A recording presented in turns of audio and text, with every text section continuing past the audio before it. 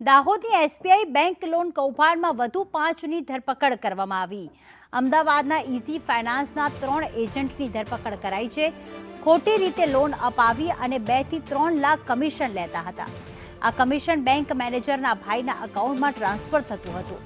કોર્ટે 3 આરોપીઓના 3 દિવસના રિમાન્ડ મંજૂર કર્યા છે, જેમાં નકલી કંડક્ટર, લોન ધારક શિક્ષકની ધરપકડ કરવામાં આવી છે। શિક્ષક ભીખા પ્રજાપતિની પોલીસે ધરપકડ કરી છે।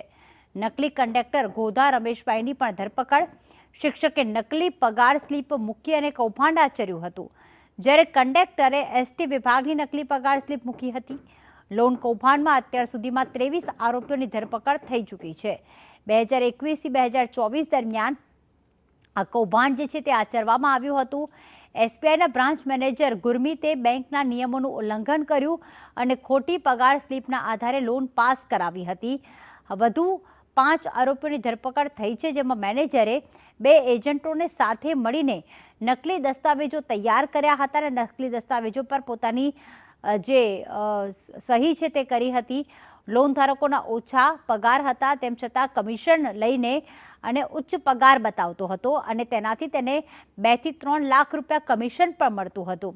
પગાર સ્લીપમાં આંકડા વધારીને લોન આપવામાં આવી હતી, જેના કારણે પોતાને પણ ફાયદો થાય, કમિશન પેટે 2 થી 3 લાખ મળે, પરંતુ અહીંયા ક્યાંક ખોટા લોન ધારકોને લોન આપવામાં આવી છે। રેલવેમાં વર્ગ 4ના કર્મીને, જે વર્ગ 4નો કર્મી હતો, તેને 4 કરોડ અને 75 લાખની લોન ચૂકવી આપી હતી। જ્યારે 3-4 લોન ધારકો સમયસર હપ્તા ન ચૂકવી શક્યા, ત્યારે આખો મામલો જે છે તે સામે આવ્યો હતો। હપ્તા ન ચૂકવતા તેમના ખાતા જે છે તે એનપીએ થઈ ગયા હતા અને ત્યારબાદ તપાસ કરતા ખ્યાલ આવ્યું કે તે તો હપ્તો ચૂકવવા સક્ષમ છે જ નહીં, કારણ કે તેમનો એટલો પગાર જ નથી અને ખોટી રીતે આ લોન જે છે પાસ કરાવવામાં આવી છે।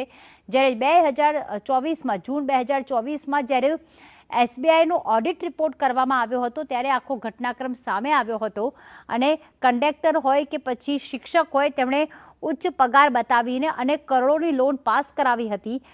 3 થી 4 હપ્તા ભર્યા અને ત્યારબાદ હપ્તા ન ભરી શકતા તેમના ખાતા એનપીએ થયા।